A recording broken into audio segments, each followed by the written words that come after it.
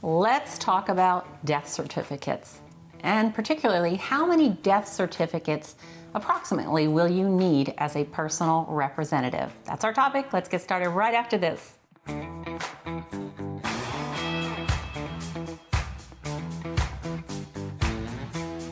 Hi, I'm Kim Ward. And I'm Ashley Rivera. When you're appointed as the personal representative, either an executor, administrator, or even a trustee, you're going to need multiple copies of your loved one's death certificate. Institutions will be asking for the certified copy, not a copy, but a certified death certificate. So you got your banks, you might have life insurance, all kinds of things. Title's going to need a copy. So how many do you need? And we're going to talk about that and tell you what places are going to be requesting it. How many death certificates do you typically need when handling a probate or a trust? It's often recommended that you get about 5 to 10 death certificates, and we're going to list off the places that will usually be asking for them. This is just an overview, but for the most part, this is what you're going to need to know. The first one will be the probate courts. You're going to need to have an original certified copy of the death certificate to give to the probate courts before they are willing to open probate for you. The next one is banks and financial institutions. So if your loved one had a Schwab account, there's a little thing for Schwab right there, or maybe they have an account at Bank of America, for instance, they're going to require original death certificates, and also that you will need the proof that you are the executor or administrator with your letters of administration, or if you're a trustee, you'll also need a copy of the trust to share with them, and that way you will be able to gain access to those assets. You will also need a death certificate for opening the estate bank account, which you will then use for all incoming and outgoing funds related to the process of probate. And you'll need an EIN number in order to be able to open that account with the death certificate and the proof that you are the personal representative. And if you want more information on EIN numbers, we actually have a video on that. The third thing is insurance companies. Let's say that your loved one had some type of life insurance. They are also going to be requesting both of those important items, the death certificate and the proof showing that you are the personal representative. The fourth is Social Security Administration, and they're going to need a copy of the original death certificate because that's how they're going to stop sending benefits and also provide survivor benefits.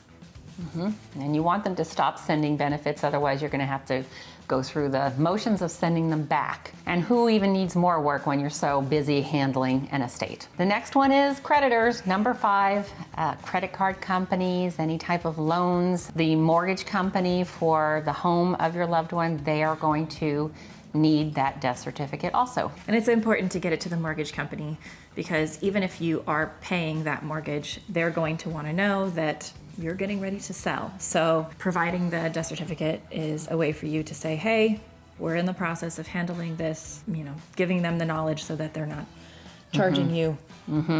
Well, especially even with like reverse mortgages too. You want them to stop sending funds.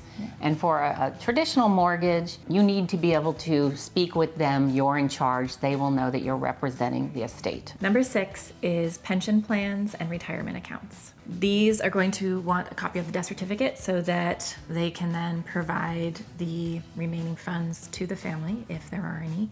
And the way to do that is to provide them with a death certificate. And pension plans and retirement accounts will then theoretically be moved into the bank account that you opened up in the estate's name with the EIN. That theoretically it replaces your loved one's Social Security number. If you like this content, don't forget to like, comment, and hit the bell button for more of our videos coming up. And that way the algorithm will share them with people just like you. Number 7 is title transfers, such as the real estate, the home of your loved one, or any type of vehicles. You'll need that death certificate in order to do that. And we already talked about the mortgage situation, so you want to get that to them so that you are able to communicate with them. And then once you hire someone like us, you will be able to give them permission to talk with us also. And when it comes to vehicles, we often find that a lot of our clients have a vehicle on the property that they have to try and figure out what to do with. And so getting that information to the DMV so that you then are able to sell that car is an important piece. You don't want to wait till the last minute to do that. Yeah, and some people choose to just donate the cars also. We have a donation company that a lot of our clients choose to donate an older vehicle, not anything that's worth tens of thousands of dollars, of course. But again, you'll need to have that permission from the DMV, something showing that you are allowed to sell that car, because likely the title of that car is not in your name, it's in your loved one's who's passed name. Number 8 is stock and investment accounts. A lot of times, just like with the pensions and the retirement accounts, you're going to want that access to that money, and so you're going to need to provide a certified death certificate to those companies so that you can then remove that money and make it liquid.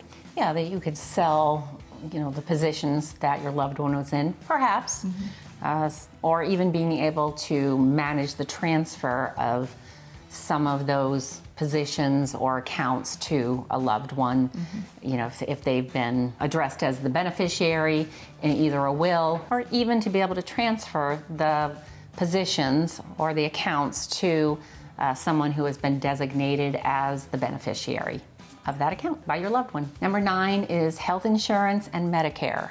You're going to need to notify either your loved one's health insurance company or Medicare that they have passed away, so that fee will stop. The monthly fees of having health insurance will stop. Number 10 is homeowner and auto insurance companies.